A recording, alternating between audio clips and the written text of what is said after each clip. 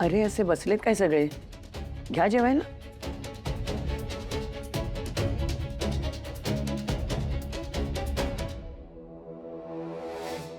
काय आजीच म्हणाली ना घ्या खायला म्हणून. तुला हवंय?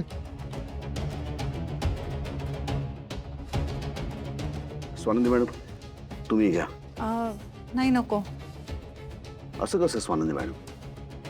म्हणजे तुम्ही जेवणारच नाही आज आणि मला सांगता ना की खाल्लं नाही की पित्त होतं म्हणून?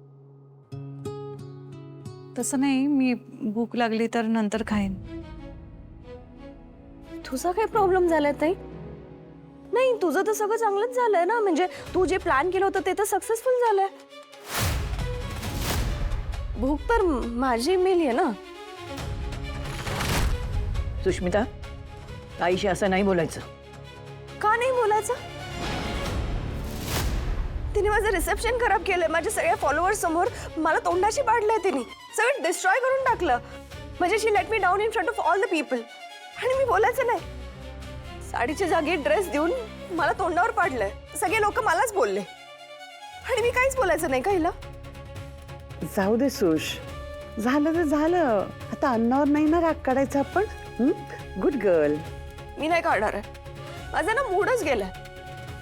मला तर ना माहिती पण नव्हतं की माझीच ताई मला इतकं हेट करते. काहीतरी मूर्खासारखं बोलू नको सुष्मिता.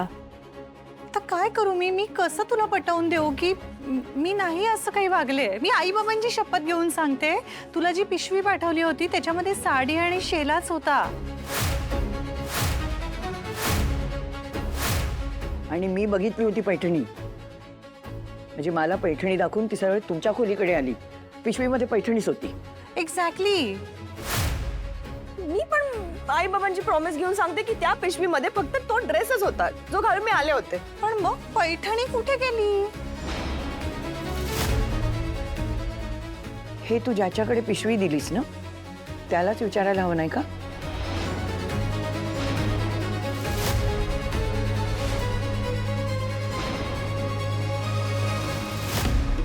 आहे बस ना, आता अति होतंय हे. आता यात सुद्धा अंशुमनला दोष देताय तुम्ही. काय बस बस, खरंच अति झालंय. बंद करा आता हा विषय. पण माझं रिसेप्शन? ओके, रिसेप्शन होऊ शकलं नाही ना, आपण घरच्या घरी काहीतरी कार्यक्रम करू. अरे लग्नानंतर ती पूजा राहिलीच आहे ना, ती करूया. घरच्या घरी? हो. आता परत पाहुण्यांचा घाट नको, प्लीज समजून घे. आणि बरं का सुष्मिता, आमच्याकडे ना परंपरेनुसार पूजेच्या दिवशी नवीन सुनेला गिफ्ट मिळतं. उद्याच पूजा करूया घरी आणि उद्याच सुष्मिताला गिफ्ट सुद्धा देऊया. चला जेवून घ्या आता सगळे. बसा तुम्ही पण, जेवून घ्या.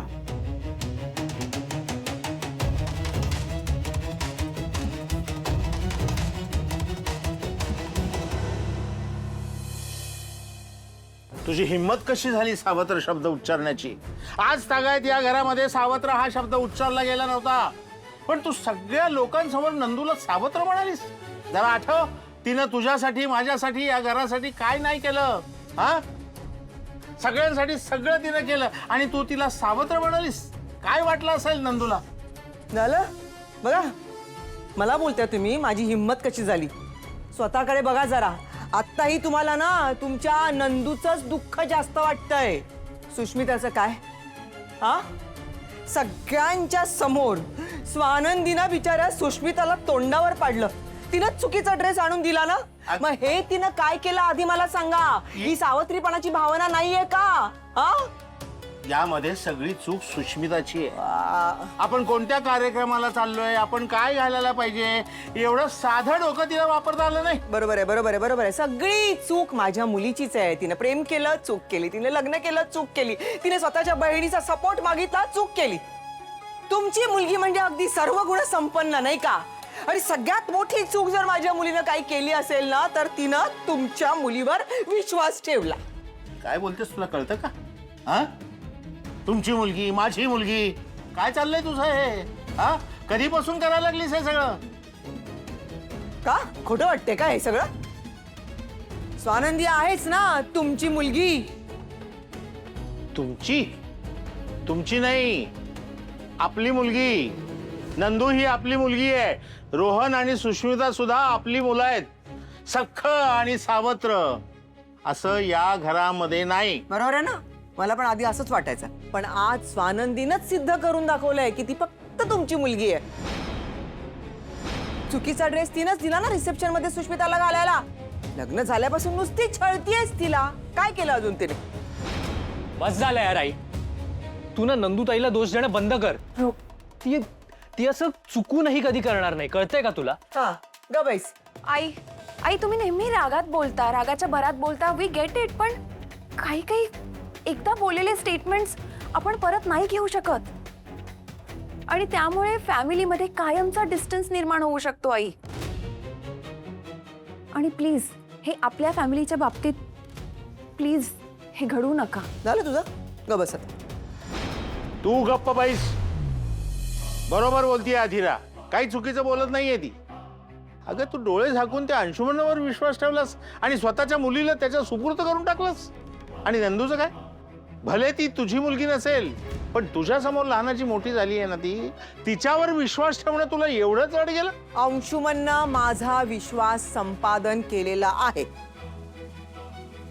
आणि एवढं जर तुम्हाला वाटत असेल ना, तर स्वानंदीने पण तेच करावं. जपावं आपल्या लहान बहिणीला, मोठ्या बहिणीसारखं वागून सावत्रपणा सोडून द्यावा ना. आणि तसं नाही केलं ना, तर मी कधीच तिला माफ करणार नाहीये. लक्षात ठेवा तुम्ही तिघही. दिवस तिची नाटकं बघायला लागणार आहेत, देव जाणे.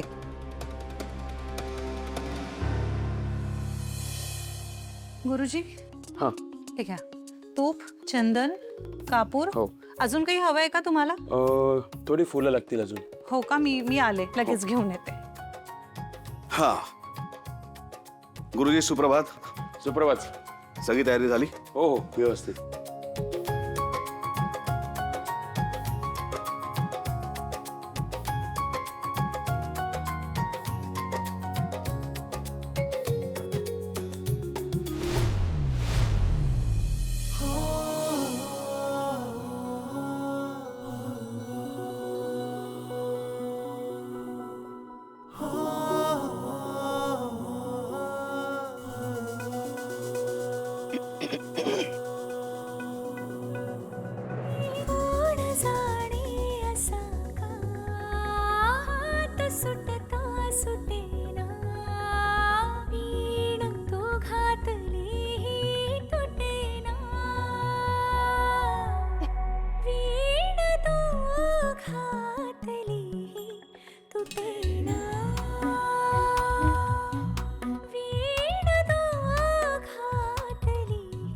अरे वा, शुभ शकून झालं.